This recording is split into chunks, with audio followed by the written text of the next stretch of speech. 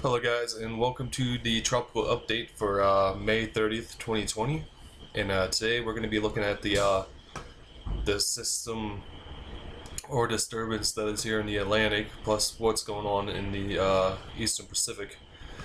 We're going to be taking a look at the GFS and the Euro for both systems here today, and just not the GFS as I usually like to do.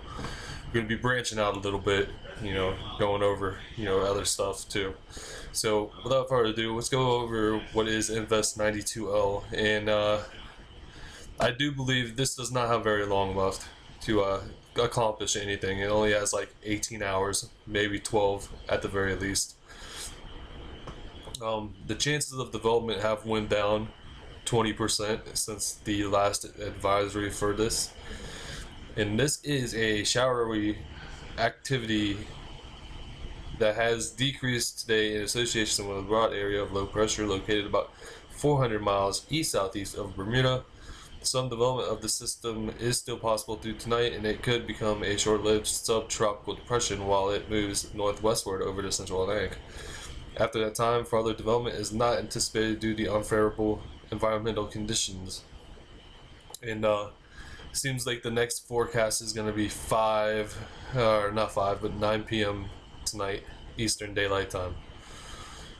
Just let's see what we got here for the 2 and 5 day. Let's see if we don't have anything else that's randomly popping up here. And it doesn't look like it. So let's take a look at Invest 92L on the GFS right now. And as you can see, this is the system that is Invest 92L right here. You can see the isotherms that are trying to bend around it, so it's still trying to do something. It just looks really disorganized now, which I will show on satellite here shortly. And as you can see, the system is riding along this ridge of high pressure, so that's why it's going to be generally moving northwest. And these systems usually like to ride along the high pressures and go wherever the steering pattern of the highs go. So if it's like this, then it's going to be going northwest, and then it's going to be going this way, most likely. In this, let's go out through time, and as you see, GFS doesn't really put a low pressure number on it. It says it's a 1018 at the very minimal, so the GFS doesn't really form this into anything. Yeah, it's definitely a tropical disturbance, but it's the GFS isn't just not into it. But 48 hours from now, it's going to be absorbed by a cold or a front that's going to be coming through and taking it up and out. The combination of both that tropical disturbance and the low pressure helps to strengthen the front as it goes towards Nova Scotia and all those areas over there in Canada. So, not really anything to worry about with the system. Sadly, we're not gonna get the third name storm probably before the on season. I was pretty hyped up for that for some reason. I was wanting to see a record get broken today, but it doesn't look like we're gonna be doing that. Let's go out through time and see what happens here with anything else. I'm gonna go to day 10, I think, and we got a disturbance here in the Gulf of Mexico that seems to want to pop up. I mean, the GFS has something popping up almost every single day for the last 2.5 weeks. But the weird thing is that time frame gets pushed back and the location changes, and the models have been known to be unreliable too. So let's not forget that too. Like, they got Dorian all messed up. Most of the models messed up Dorian last year, now that I remember correctly. But with that being said, let's take a look at the Euro here real quick. As you see, there is our tropical disturbance right here, and it's going to be riding up along that high pressure, and it has it as a 1007 millibars, but I think that is after the case of it being absorbed by that front that's coming in.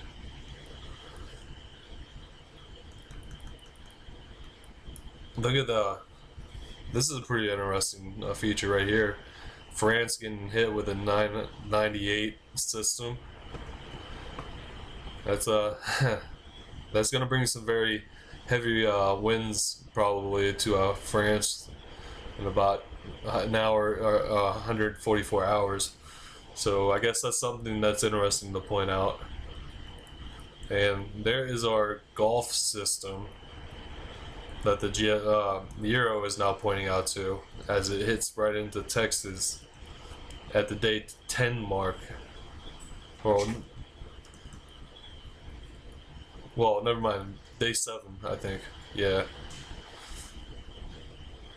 So we got some interesting things going on in the tropics right now.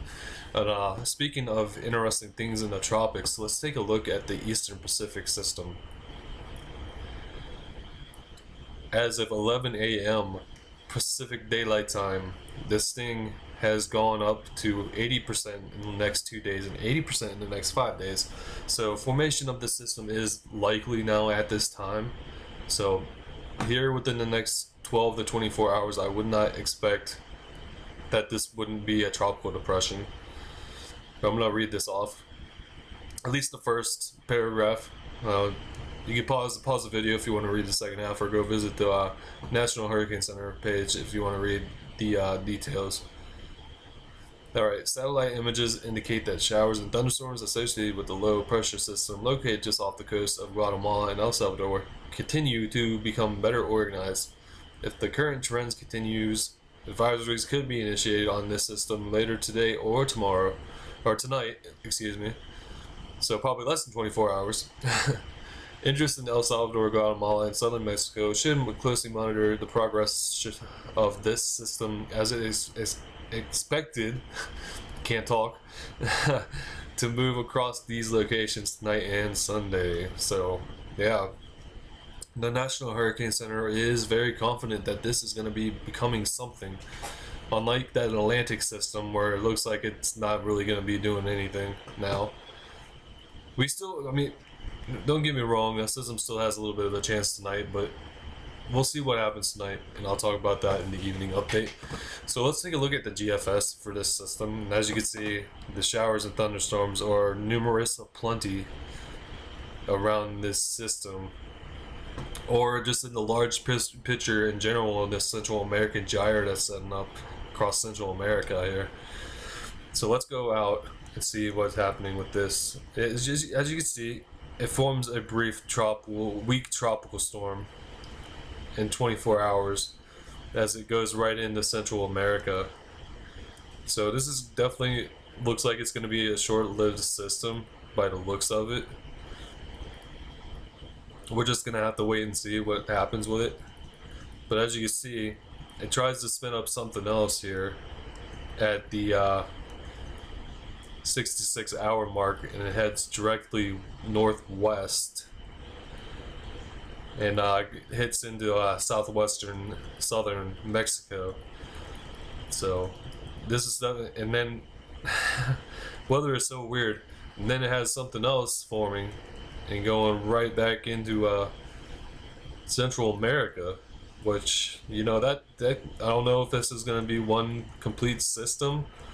It just Amanda, and then it weakens and still becomes Amanda again, and then weakens and becomes Amanda again. I wouldn't say like weakens all the way, probably. I mean, I don't honestly, I've never seen a situation like this before, so you know, it's kind of confusing a little bit.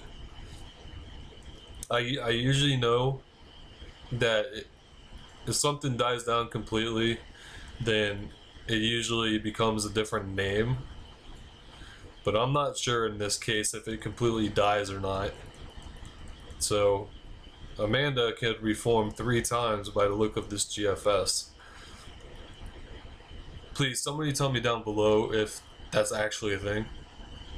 because I do like to think I know a lot about this kind of stuff, but you know, seeing a situation like this, I don't know. So please let me know if that's the case. And as you see, it spins around and then goes back into the Gulf. But as I said, you guys gotta take this with a grain of salt. This is like 9 or 10 days out. I just like to show you guys the clues of the future, if that makes sense. And the clues of the future are looking pretty favorable for some development somewhere in the Caribbean and the Gulf of Mexico as soon as this system crosses over. Alright, let's take a look at the euro. And as you can see, the euro has concentrated a little bit in this little tight line of isobars that are circled around here. So there's definitely something a brewing there. But the euro doesn't really do much with it. But keep it intact enough to maybe form a Gulf system within 72 hours and 96 hours. So it's interesting to see that. And then lo and behold, 192 hours out, it forms a second system. I'm telling you, man, this hurricane season is gonna be wild. So please be ready for it. And then it barrels right in to near Brownsville and Corpus Christi, between those two cities. So just keep a lookout, keep an eye to the weather channels. Keep your eyes to what I post here if you want to. This is my tropical update for this afternoon, and I will see you most likely this evening with another update. Alright, have a nice day.